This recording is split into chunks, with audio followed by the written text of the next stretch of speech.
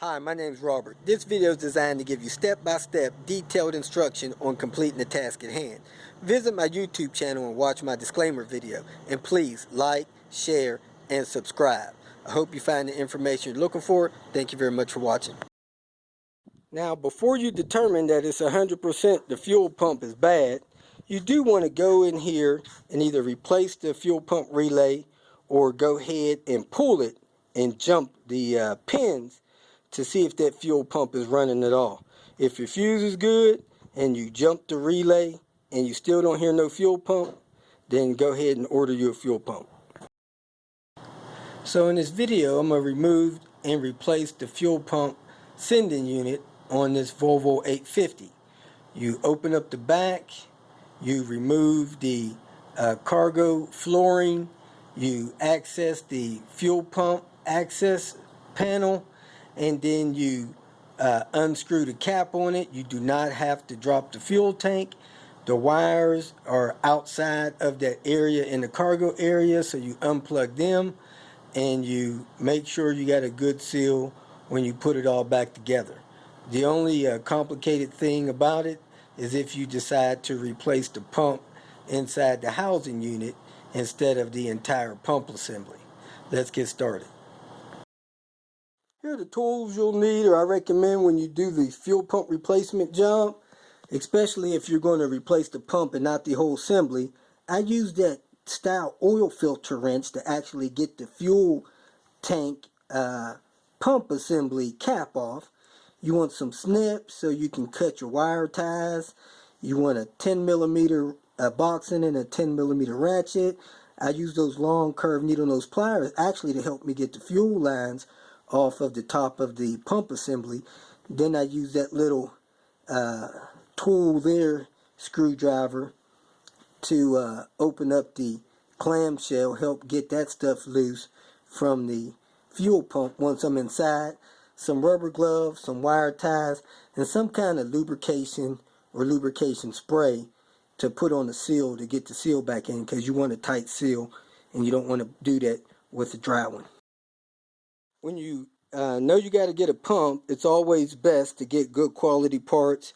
Bosch is the OEM pump that came out of this car, so we went back in with a Bosch, and there may be a couple others, but I highly recommend that you do not get a cheap and expensive pump somewhere that you got to build into the unit. Go ahead and get you a good Bosch pump or something equivalent.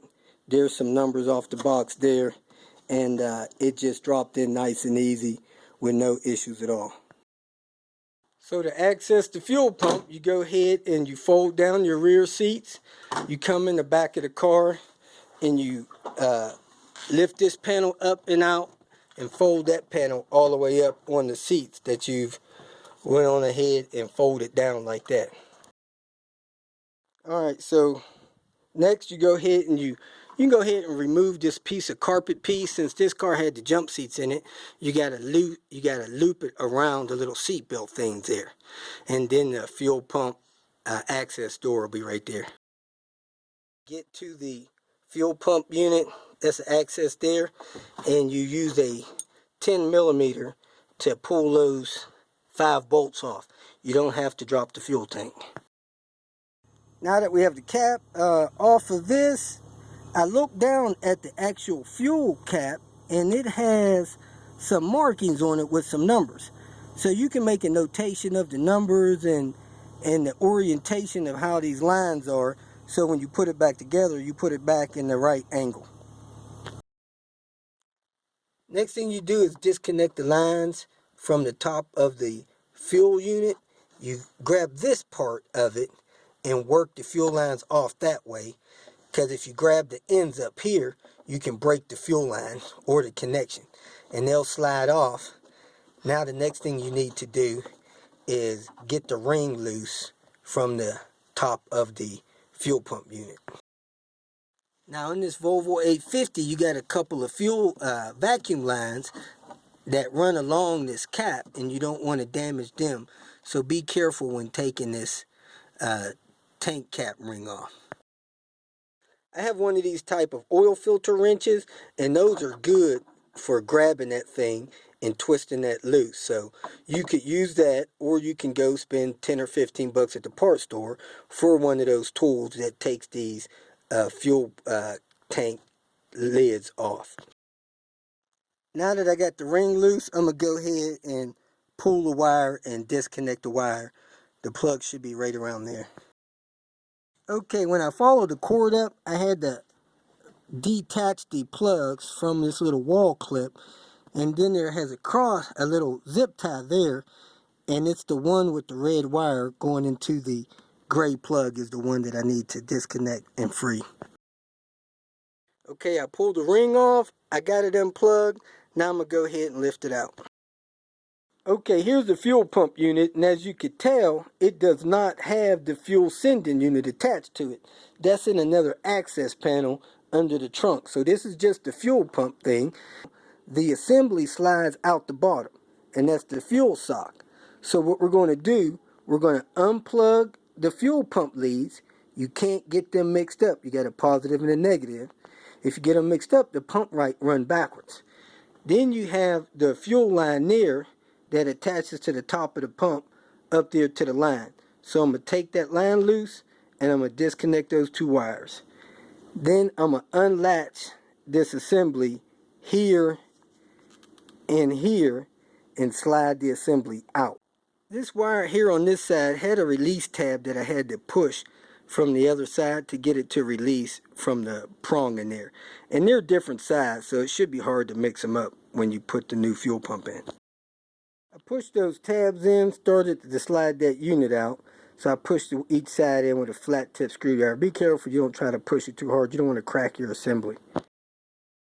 Okay, as you see, the unit has some kind of spring-loaded clip in there. You got your fuel line that you'd have to swap over to a new pump. It has a clamshell type releases, so you can push those releases and open it up to get it to fuel pump. Now we actually have a whole fuel pump unit assembly, but I'm going to take this apart so you can see what it looks like with the pump out. Okay, I took a flat tip screwdriver, push it on the ends to free those.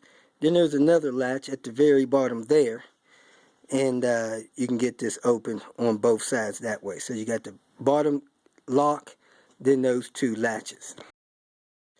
Okay, so you got your sock there, some kind of rubber gasket to absorb vibrations on the bottom. Then you got this kind of like a shock absorber at the top of it to keep it pressed down toward the bottom of the tank. So if you're going to just replace the pump, this is what you're dealing with. But as I explained, we have the whole unit here.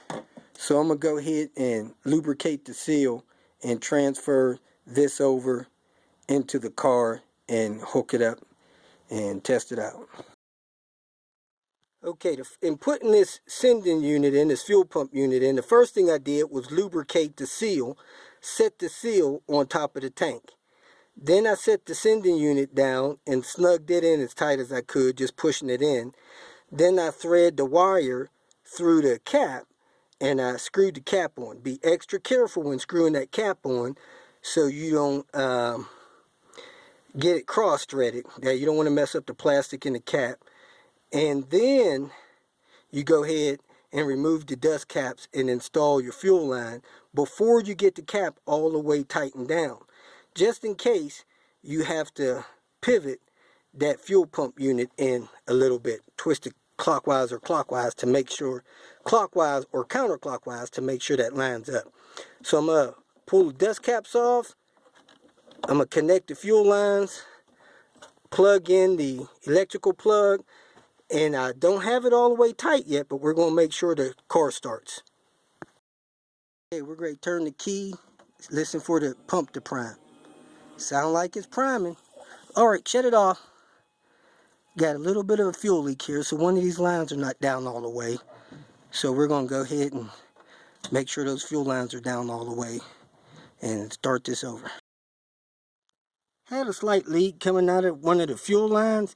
I think this fuel line wasn't far enough to the front. So this line here looks like it's almost pointed back to the most rear part. But you want to line these lines up to make sure that they'll go all the way on those fuel lines, because if they don't, you'll have a leak and you'll be pulling it back up. So you may want to connect those lines, make sure they're all the way seated before you tighten the cap all the way down. Okay, once you have your fuel lines on and you're ready to try to start the car, you want to prime the fuel system first. And how you do that is you turn the key on but don't start it. You let the pump run, and when you don't hear the pump running no more, which is about 2 or 3 seconds, you turn the key off. And you want to cycle the key off and on 3 times. And then on the 4th time, you want to go ahead and start the car. Alright, this time we don't appear to have any fuel leaking.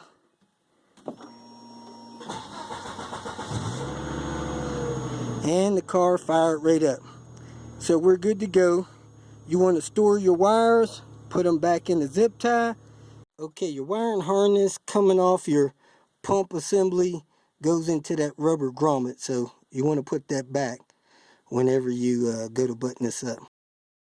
Put this cover back on and just check it under the car maybe in a week or so. Make sure you're not leaking fuel after a fill up. If you feel that this information was beneficial, please like it and share it with your social media friends. You can also subscribe to my channel so that you can get notification of future videos that I post. Visit my channel. I have all types of do-it-yourself videos there. You can leave questions here and I'll try to respond to them as quick as possible. You can also visit my website at robertspinner.com. Thanks again for watching.